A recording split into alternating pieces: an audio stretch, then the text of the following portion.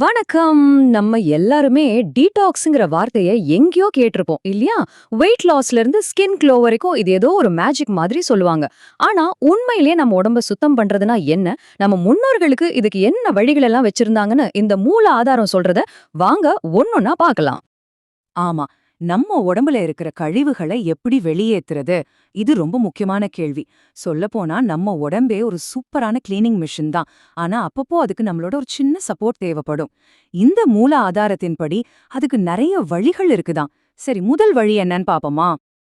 வழி நம்ம பல ஆயிரம் வருஷமா ஃபாலோ பண்ணிட்டு வர்ற உண்ணா நோன்பு. நம்ம சாப்பிடாம இருக்கும்போது என்ன நடக்குதுன்னா, நம்ம உடம்புக்கு டைஜஷன் வேலையில இருந்து ஒரு பிரேக் கிடைக்குது. அப்போ அந்த எனர்ஜியை வச்சு உடம்பு அதுக்குள்ள இருக்கிற டேமேஜ் ஆன செல்களை சரி பண்ணவும், தேவையில்லாத கழிவுகளை வெளியேற்றவும் ஆரம்பிக்குது. சரி, இந்த உண்ணா நோம்புல என்னென்ன வகைகள் இருக்குன்னு பார்க்கலாம் வாங்க. இந்த உண்ணா நோம்புலயே 2 முக்கியமான முறைகளை இந்த ஆதாரம் சொல்லுது. ஒன்னு, இப்ப ரொம்ப பாப்புலரா இருக்கிற இன்டர்மிட்டன்ட் ஃபாஸ்டிங். இன்னொன்னு, முழுமையான உண்ணாவிரதம். இது ரெண்டுக்கும் என்ன வித்தியாசம்? வாங்க தெரிஞ்சுக்கலாம். இது ரெண்டுக்கும் உள்ள வித்தியாசம் ரொம்ப சிம்பிள்ங்க. இன்டர்மிட்டன்ட் ஃபாஸ்டிங்னா ஒரு நாளோட குறிப்பிட்ட நேரத்துக்குள்ள மட்டும் சாப்பிடுறது. உதாரணத்துக்கு மதியம் 12 மணிக்கு ஆரம்பிச்சு ராத்திரி 8 மணிக்குள்ள சாப்பிட்டு முடிக்கிறது. மத்த நேரத்துல தண்ணி மட்டும்தான். ஆனா ஃபுல் ஃபாஸ்டிங் அப்படியே இல்ல. அது 1 அல்லது அதுக்கு மேல பல நாட்களுக்கு சாப்பாட்டே சுத்தமா நிறுத்திடுறது. சோ ஒன்னு டைமிங் கண்ட்ரோல், இன்னொன்னு கம்ப்ளீட் ஸ்டாப். சாப்பாட்டை கண்ட்ரோல் பண்றது ஒரு வழி. ஆனா அதை விடவும் பவர்ஃபுல்லான, எப்பவும் நம்ம கூடவே இருக்கிற ஒரு கருவி இருக்கு. அதுதான் நம்ம மூச்சு. ஆமாங்க, நம்ம மூச்சு விடுற விதத்தை மாத்தினாலே உடம்புல இருக்கிற நச்சுக்களை வெளியேற்ற முடியும்னு இந்த ஆதாரம் சொல்லுது. இது எப்படின்னு பார்க்கலாம் வாங்க. இந்த மூல ஆதாரத்தின்படி மூச்சு பயிற்சியில 4 முக்கியமான டெக்னிக்ஸ் இருக்காம். வேகமான மூச்சு, மெதுவான மூச்சு, நீண்ட மூச்சு, அப்புறம் ஆழமான மூச்சு. இது ஒவ்வொன்றும் நம்ம உடம்புல ஒவ்வொரு மாதிரி வேலை செய்யுமா. சரி, முதல்ல வேகமான மூச்சுன்னா என்னன்னு பாப்போம். முதல்ல ஃபாஸ்ட் பிரீதிங், அதாவது வேகமான சுவாசம். பேர்ல இருக்கிற மாதிரியே தான் இதுல மூச்சை ரொம்ப வேகமா உள்ள இழுத்து வெளியே விடணும். இப்படி பண்ணும்போது நம்ம உடம்போட மெட்டபாலிசம், அதாவது வளர்சிதை மாற்றம் வேகம் எடுக்கும். இதனால நம்ம உடம்புல எனர்ஜி லெவல் அதிகமாகும்னு நம்பப்படுது. இதுக்கு அப்படியே ஆப்போசிட் தான் மெதுவான சுவாசம். இதுல எந்த அவசரமும் கிடையாது. ரொம்ப மெதுவா நிதானமா மூச்சை இழுத்து விடணும். இப்படி செய்யும்போது நம்ம நரம்பு மண்டலமெல்லாம் அமைதியாகி ஸ்ட்ரெஸ் எல்லாம் குறையறதுக்கு இது ரொம்ப ஹெல்ப் பண்ணும். மூணாவதா வர்றது நீண்ட சுவாசம், அதாவது லாங் பிரீதிங். இதோட மெயின் நோக்கமே நம்ம ஒவ்வொரு மூச்சோட டியூரேஷனையும் அதிகப்படுத்துறது தான்.